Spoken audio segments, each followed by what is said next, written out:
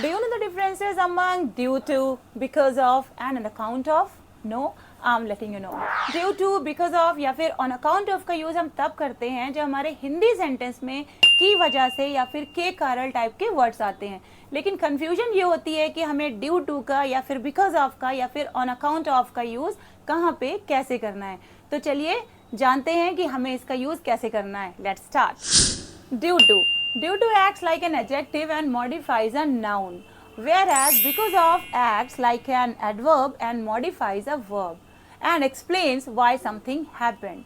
Due to का use हम noun के लिए करते हैं as an adjective, okay, and typically it's followed with is, are and was etc.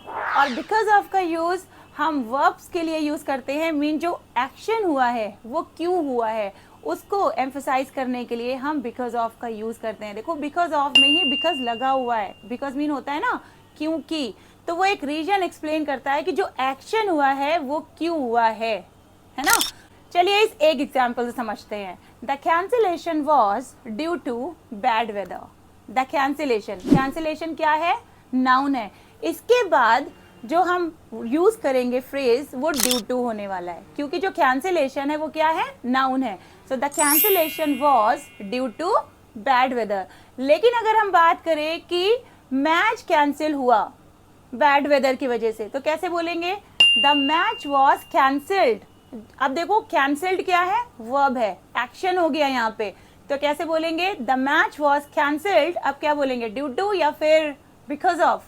Cancelled verb है ना, तो यहाँ पे आपको बोलना है because of bad weather. Okay, because of या ड्यू टू के बाद जो फ्रेज आ रहा है उस पर फोकस मत करिए। Because of and due to के पहले जो वर्ड्स यूज किए जा रहे हैं आपको उस पर फोकस करना है। Next example you can take, her absence was due to illness. Her absence, absence क्या है? नाउन है, तो आपने क्या यूज कर दिया? Due to. लेकिन अगर आपको बोलना है she got absent, she got absent, अब यहाँ पे क्या आ गया? वर्ब आ गई, तो अब आप क्या बोलोगे? Because of illness. Alright, clear हुआ?